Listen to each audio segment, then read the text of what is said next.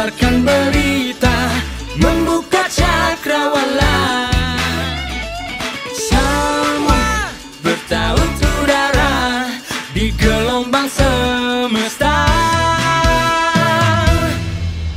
Pemirsa dan pendengar RRI Sibolga dimanapun Anda berada, kita bersua kembali di podcast perdana awal tahun 2024. Dan pada edisi kali ini kita akan membahas satu hal yang sangat-sangat urgent, yaitu tentang inflasi. Ya, inflasi merupakan satu hal yang sangat penting dan perlu diketahui oleh kita semua. Karena apa? Karena inflasi berkaitan dengan daya beli dan juga kemiskinan. Nah, untuk itu di studio podcast RRI Sibolga sudah hadir. Ini dia tamu kita yang bersahaja, yang selalu dinantikan datanya, yaitu Bang Sabar, Kepala BPS Kota Sibolga. Selamat pagi, Bang Sabar. Selamat pagi, Bang Is. Gimana kabar? Baik, sehat? Kabarnya sehat sekali. Sehat sekali. Tetap semangat. Dan tetap semangat. bersyukur. Apalagi di awal tahun 2024. Iya, harus semangat. Tapi ini udah Februari, jadi tetap terus. Iya, jadi harus terus ya, walaupun cuaca nih kadang-kadang hujan, fluktuatif ya, hujan, panas. Betul. Oke, Bang Sabar, kalau kita berbicara tentang inflasi, ini kan sangat urgent ya, untuk kita ketahui bersama. Nah, kita akan membahas atau menyuplik topik kita di podcast perdana kali ini, yaitu inflasi mengintai awal tahun 2024 di Kota Sibolga. Nah, kenapa ini ada kata-kata mengintai inflasi nih, Bang Sabar? Iya, Bang Is. Sebelumnya kami mengucapkan terima kasih lah kalau BPS diberi tempat waktu untuk podcast pertama nih. Iya, podcast pertama di awal tahun ya. Senang sekali, kami juga BPS Kota Sibolga sangat mengapresiasi kegiatan ini. Tentunya kami punya banyak data yang dihasilkan, dan itu memang harus kita share, kita diseminasikan ke masyarakat agar masyarakat juga mengetahui tentang berbagai indikator ekonomi di Kota Sibolga. Jadi memang kalau Bang Is bilang mengintai, ya namanya inflasi itu kan perubahan harga yang sangat dinamis. Jadi barangnya pun yang mau kita data itu nggak hanya 1, 2 atau 20 komoditas, ada 300-an. Nah, jadi berdasarkan pemantauan kami di lapangan nih Bang Is, selama Januari minggu pertama, kedua, ketiga, keempat dan baru kemarin kita rilis 1 Februari Kota Sibolga mengalami inflasi 0,89%. Kecil juga ya? 0,89% atau rata-rata. Kalau dibilang stabil atau apa, kalau kita bandingkan dengan Januari di 2022 dan di Januari 2023, artinya perbandingan dengan tahun lalu dan 2 tahun yang lalu, 0,89 termasuk lebih rendah. Jadi di Januari 2022 1,53%, tinggi itu. Jadi turun ya? Tinggi ya. Enggak, maksudnya dibanding 2022 berarti 2023 awal tahun. Iya. Di Januari 2003 1,46. Oh, 1,46. Iya. Jadi memang kita perhatikan ya dalam 3 tahun ini di bulan Januari, memang di Januari itu selalu ada kenaikan harga, karena kita menelitinya khususnya untuk sayur-sayuran. Jadi kita pantau memang sayur-sayuran banyak itu naik. Ya mungkin karena petaninya masih kemarin ya masih liburan atau pekerjanya juga. Jadi produktivitas petani mungkin belum optimal ya di awal tahun. Belum optimal betul ya. Kemudian juga kemarin kita pantau juga ikan ya Bang Is. Itu udah mulai naik dikit. Ikan sudah naik. Iya, walaupun kenaikannya tidak seperti yang dulu. Kita pantau kemarin dari Oktober sampai Desember kan turun. Kita senang lah menikmati. Tapi itu tadi Bang Is, kita harus hati-hati juga. Kalau dalam rentang tertentu yang panjang harga suatu komoditas itu turun, itu akan berdampak juga pada pendapatan pengusaha dan pekerjanya. Jadi kemarin kita banyak diskusi dengan teman-teman perbankan bahwa ternyata bahaya juga gitu, tanda kutip, kalau ikan itu terus turun gitu. Memang apa ini bahayanya nih Bang? Ya itu tadi, ketika harganya tuh lebih rendah gitu ya. Jadi biasanya 40 tiba-tiba dia jual hanya bisa 20 kan berarti berkurang tuh pendapatannya. Nelayan ya. Iya, bisa nelayannya atau pemilik kapalnya atau apanya. Jadi berkaitan dengan daya beli juga ya kalau pendapatan rendah. Iya, waktu itu kan kita merasa senang tuh, oh harga ikan enak nih, ya Sibolga kan manis, enak, seger gitu ya. Tapi terlalu lama juga bagus di masyarakat, tapi di sisi pengusaha atau yang punya kapal atau mungkin jadi kurang juga pendapatannya gitu. Nah kemudian tadi Bang Is lagi, Bang Sabar sudah menjelaskan tentang bagaimana fenomena inflasi di awal tahun di Kota Sibolga dibanding tahun sebelumnya. Nah ini kemudian dari BPS sendiri nih Bang Sabar, pola meningkatkan perubahan tahun dasar baru ya? Iya benar. Melakukan perubahan tahun dasar baru ini seperti apa nih polanya? Oh iya, jadi kemarin kita rilis itu Januari 2024 kita menggunakan tahun dasar baru BPS ini Pak. Iya. Jadi seluruh Indonesia menggunakan yang namanya survei biaya hidup tahun 2022. Jadi memang surveinya itu dilakukan di tahun 2022. Nah kenapa nih harus diadakan baru? Ya karena rekomendasi dari PBB juga mengharuskan bahwa setiap negara itu setiap 5 tahun mengupdate pola konsumsinya. Begitu. Nah itu yang kita lakukan BPS di tahun 2022. Kita melakukan survei pendataan ke rumah tangga yang sudah terpilih sepanjang tahun dari Januari sampai Desember, sehingga kita mendapatkan pola konsumsi yang baru. Jadi kita punya tahun dasar yang 2018 sama dengan 100, gitu ya.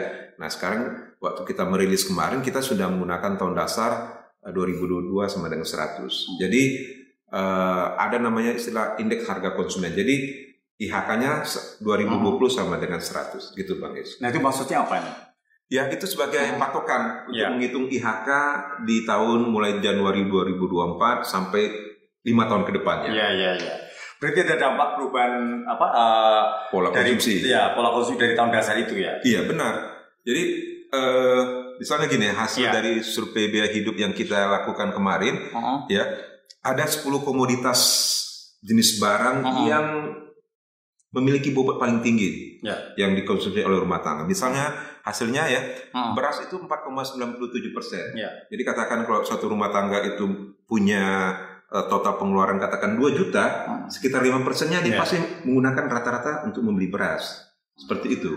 Kemudian diikuti oleh kontrak rumah. Kontrak rumah ini sifatnya yang tahunan. Kontrak rumah nanti ada sewa rumah, ya kan? Itu bobotnya 4,03%. Nomor ketiga bensin 3,60%. Dan rokok nomor 4, 5 besar nih, Bang Is, 3,30% dan tarif listrik. Nah, dan juga nanti kalau kita lihat ada tarif air minum, biaya langganan internet. Nah, sekarang kan orang pasti butuh paket ya. Tidak hanya pulsa, malah orang sekarang butuh paket. Jadi kemudian ada juga nasi dengan lauk dan mie. Mie ini mie jadi mie tek-tek atau apa kan kita kan orang Sibolga kan doyan ini makan makanan jadi mie seperti itu Bang. Itulah hasil dari survei biaya hidup yang kita lakukan di tahun 2022. Iya, nah ini bicara tentang pengalaman Bang Sabar nih ya. Selama berprofesi atau menata karir di BPS Sibolga. Nah, dalam melakukan survei atau mencari data, apa sih suka dukanya nih? Wah, kan? Bagi mengumpulkan data itu tidak seperti membalikkan tangan.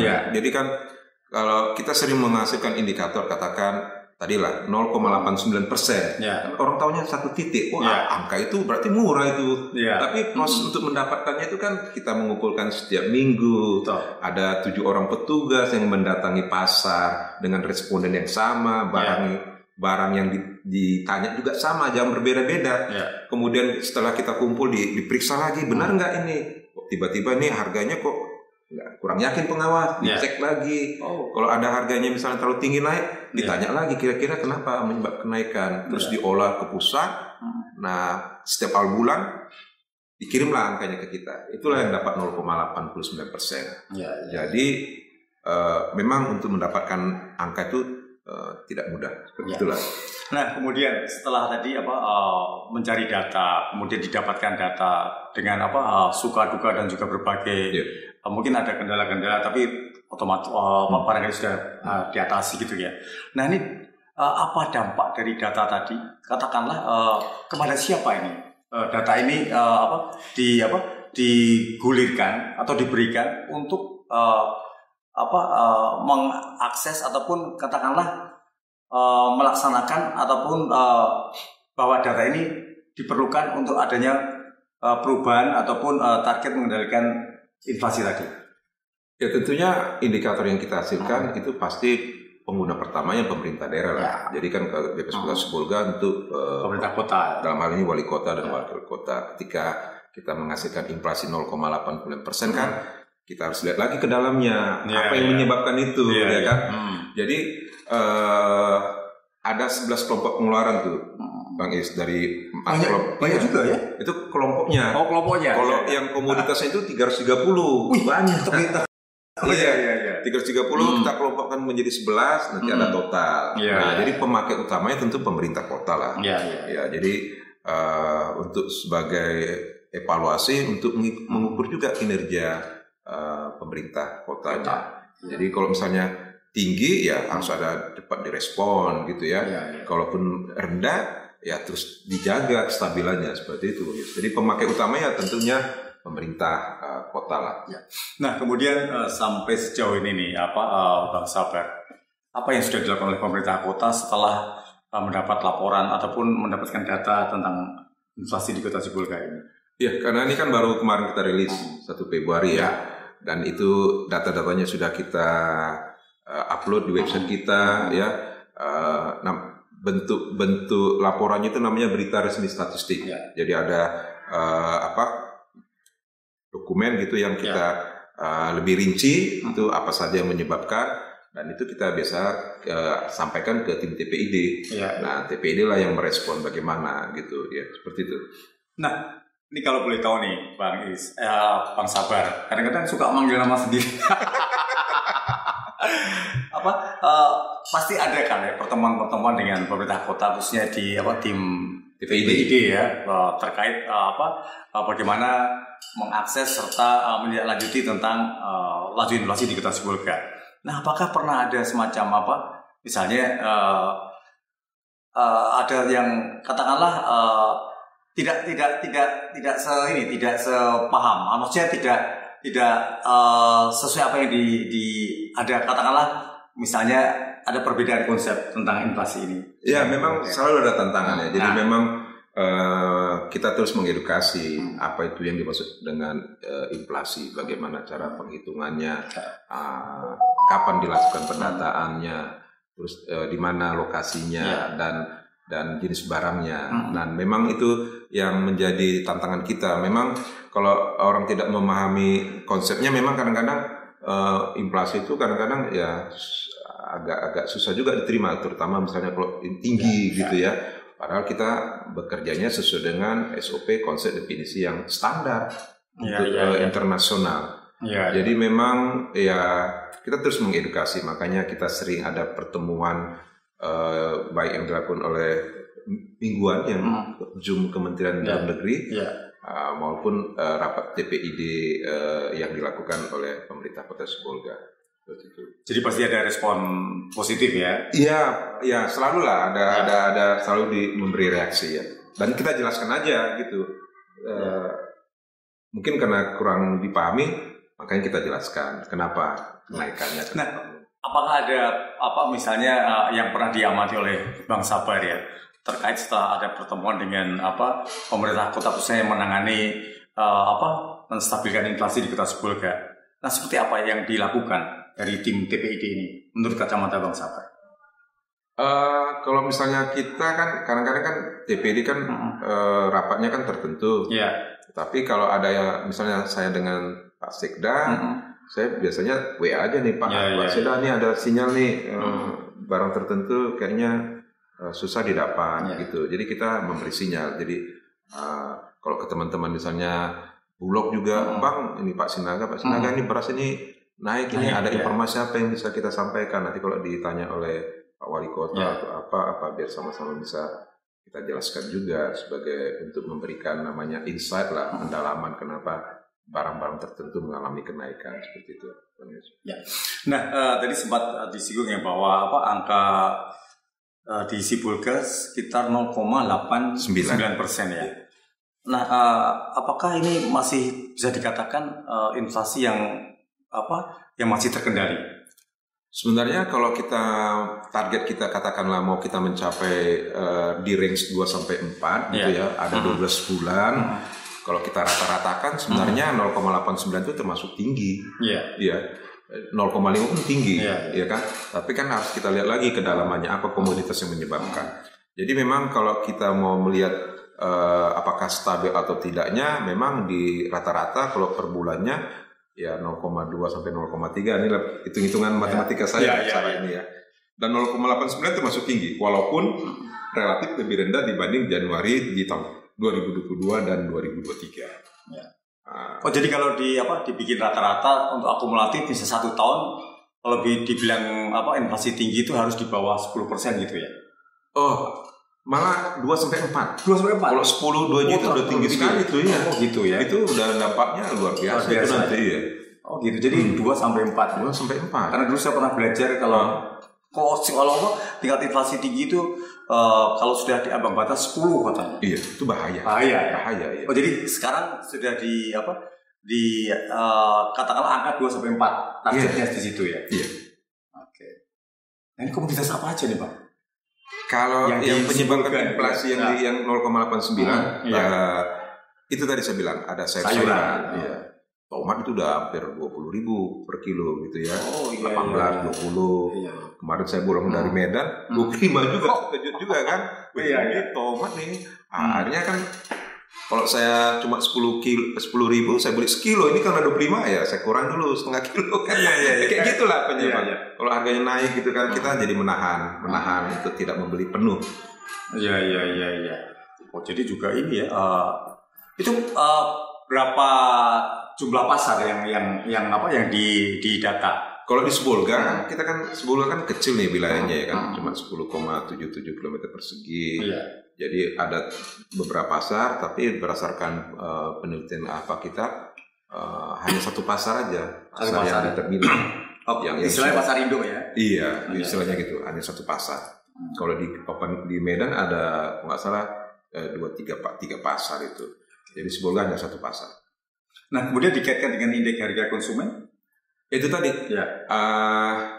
Untuk menghitung inflasi ada 2 survei yang dilakukan. Survei biaya hidup untuk melihat pola konsumsi dan survei harga konsumen yang mendata perubahan harganya. Nah, perkembangan dari harga-harga itu yang namanya indeks. Jadi perubahan indeks harga konsumen itulah yang menyebabkan inflasi. Misalnya tadi kan saya bilang Januari kemarin kita menghitung tahun dasar baru 2022 sebenarnya 100, IHK-nya 100. Jadi kalau misalnya di bulan berikutnya IHK-nya 105, berarti 105 ke 100 berarti ada 5% kenaikan inflasi. Jadi tinggal dikurangi ya? Iya, bukan istilahnya di pertumbuhannya. Iya. Kalau misalnya bulan Februari nanti misalnya hanya 95 berarti deflasi. Iya, betul. Tapi kan tadi kan udah 100, 105 di Februari katakan 103. 105, 103 deflasi. Gitu. Jadi di terakhir tadi ya. Iya. Dari bisa 100. Jadi ini pertumbuhannya 103 ke 105-nya berarti ada penurunan. Jadi kalau nanti bulan berikutnya 107 berarti kenaikan. Betul inflasi gitu. Jadi dasar bakunya itu di yang tadi tahun dasar tadi ya. 2022 itu 100. Itulah nanti mau lihat indeksnya perkembangannya sampai 5 tahun ke depan. Nah, kemudian nih Bang Sabar, kan Sumatera Utara ini terdiri dari beberapa kota kabupaten ya. Iya, betul. Nah, bagaimana dengan inflasi Sibolga dibandingkan dengan beberapa kabupaten kota di Sumatera Utara ini? Apakah masih dikatakan masih bagus atau di atas ataupun di bawah dari berbagai kabupaten kota di Sumatera Utara? Iya, menarik nih. Jadi sekarang ini kota inflasi di Sumatera Utara ada 8. Dulu kan 5 ya. 8 sekarang? Iya, ada penambahan 3 kabupaten. Kalau dulu kan Kota Medan, Kota Siantar, Sibolga, Padang Sidempuan, dan Gunung Sitoli.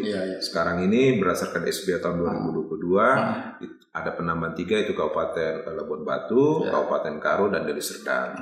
Jadi berdasarkan pemantauan kita kemarin di bulan Januari 2022, memang dari 8 kota ini memang kota Sibolga paling tinggi nih untuk yang bulanan. Bulan Januari ini. Iya, artinya harga-harga di indeks harga di bulan Januari terhadap Desember. Saya kasih contoh di sini kota Sibolga 0,89. Iya. Kota Pematang Siantar 0,88 ya. Kemudian yang paling rendah itu terjadi di kota Karo, di Kabupaten Karo dan di Kabupaten Deli Serdang sebesar 0,11%. Itu inflasi bulanan. Tetapi ada namanya istilah inflasi tahunan, year on year. Itu yang tertinggi terjadi di kota Kabupaten Karo 4,15, sementara di Sibolga 2,43. Itu yang 2023 ya. Januari 2024 yang kemarin.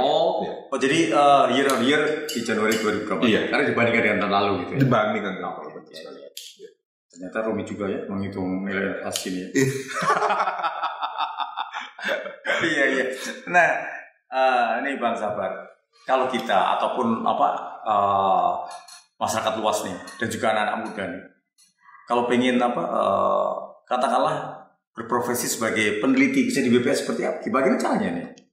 Kalau bisa masuk ke situ, apakah ada sekolahnya sebelum? Kan sekarang banyak nih mungkin pelajar-pelajar atau anak-anak muda kita pengen jadi profesi sebagai peneliti, kan juga pengen tahu, inflasi gimana sih? Iya, jadi kalau BPS itu kan salah satu non kementerian statusnya pegawai negeri sipil. Kalau BPS sendiri untuk SDM-nya, kebutuhan SDM-nya ada yang melalui Sekolah Tinggi Ilmu Statistik, Bang Is. Jadi mereka kuliahnya di Jakarta 4 tahun, ada juga yang D3. Setelah tamat mereka nanti langsung menjadi CPNS dan mereka bisa berkarir. Ada juga kita menerima di luar dari Sekolah Tinggi Ilmu Statistik itu juga dari umum gitu ya. Kita menerima juga dari tentunya jurusan yang berhubungan dengan statistik, matematik, yang lainnya juga. Tapi tidak hanya itu aja. Kita juga butuh SDM yang untuk administrasi. Jadi untuk mau jadi peneliti, jalurnya tadi ya bisa dari kampus juga, bisa dari Sekolah Tinggi Ilmu Statistik. Seperti itulah, Bang Is, yang bisa disampaikan. Jadi memang banyak jalan menuju rumah. Jadi peneliti kerja di BPS. Oke, kemudian terkait tadi laju inflasi tadi ini. Nah, kalau dikaitkan dengan kemiskinan sama pertumbuhan ekonomi sama dengan daya beli, nah bagaimana nih? Kayaknya agak rumit juga nih. Iya, memang kemiskinan dan inflasi apakah ada hubungannya? Ada hubungannya. Inflasi tadi kan itu berhubungan dengan nanti mengukur daya beli, ya kan? Kalau inflasinya tinggi, tentunya pasti mereka yang memiliki pendapatan tetap akan mengurangi konsumsinya. Sementara kemiskinan yang kita hitung di BPS sebagai salah satu indikator makro itu adalah mengukur kemampuan dasar yang harus dipenuhinya. Jadi BPS menghitungnya itu ada namanya semacam garis kemiskinan Kalau garis kemiskinan Kota Sibolga tahun 2023 itu sekitar 568.000 per kapita per bulan. Jadi itulah ada garis nilai-nilai itu. Dasarnya itu ya. Jadi satu rumah tangga kan kita bilang rata-rata ada 4, ada bapak ibu 2 anak gitu ya. Jadi dikalikan 568.000 kali 4 sekitar berapa? 2 juta lebih lah, 2,5 juta. Jadi mereka yang pendapatannya atau konsumsinya di bawah dari 2 juta itu atau 568.000 dia dimasuk ke kelompok yang miskin. Nah, untuk menghitung garis kemiskinan itu rumusannya juga memasukkan variabel inflasi. Nah, jadi jelas sekali hubungannya. Jadi untuk ketika inflasi tinggi katakan gitu, itu akan menyebabkan orang-orang yang di atas sedikit bisa jadi turun jatuh dia. Karena itu tadi kebutuhan untuk 2.100 kilokalorinya tidak terpenuhi karena barang-barang naik.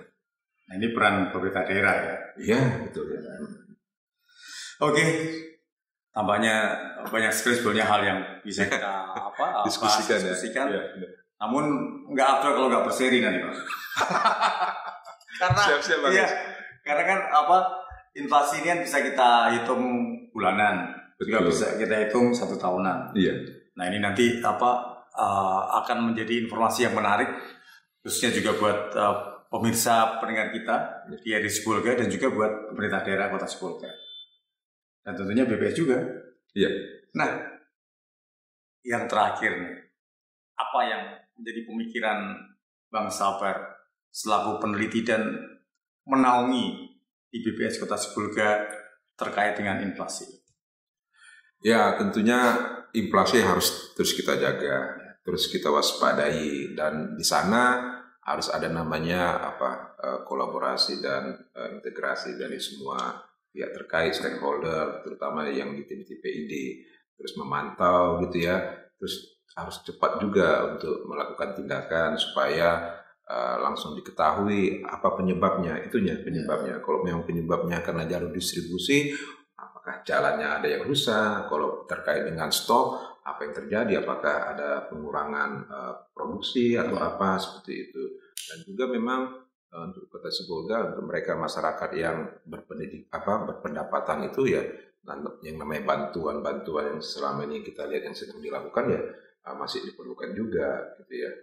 Jadi intinya bagaimana agar perputaran ekonomi itu berjalan mulus ya, sehingga otomatis daya beli masyarakat akan terjaga juga. Inflasi yang terjaga itu akan menyebabkan pembangunan berkelanjutan gitu ya. Terus dia bergerak pembangunannya. Nah, saran untuk masyarakat sendiri untuk inflasi. Iya. Kalau misalnya masyarakat ingin ke pasar, janganlah memborong-borong gitu ya. Oh iya. Pastikan bahwa memang sesuai kebutuhan ya, dan barang pasti tersedia di pasar. Jangan istilahnya kita beli banyak, kita stok gitu, padahal tersedianya stok, jadi nggak perlu sampai ke sana gitu. Oke, baik, terima kasih Bang Sabar yang sudah berbagi dan sudah datang di podcast RRI Sibolga kali ini. Semoga apa yang kita perbincangkan dapat menambah wawasan kita bersama. Amin. Dan juga bisa kaitannya dengan responsif dari pemerintah kota terkait dengan inflasi ini. Baik, terima kasih Bang Sabar atas kehadirannya di podcast RRI Sibolga. Pendengar dan pemirsa RRI Sibolga, demikian tadi perbincangan kita di podcast RRI Sibolga yang perdana di awal tahun 2024. Terima kasih atas kebersamaan Anda, dan jangan lupa Anda bisa subscribe, bisa like, juga bisa komen. Dan nanti pasti akan kita jawab apa yang menjadi komen pemirsa ataupun pendengar podcast RRI Sibolga. Saya Sulistianto bersama Bung Eko dan Bung Ray mengucapkan terima kasih atas kebersamaan Anda. Kita jumpa lagi. Kita Indonesia sesungguhnya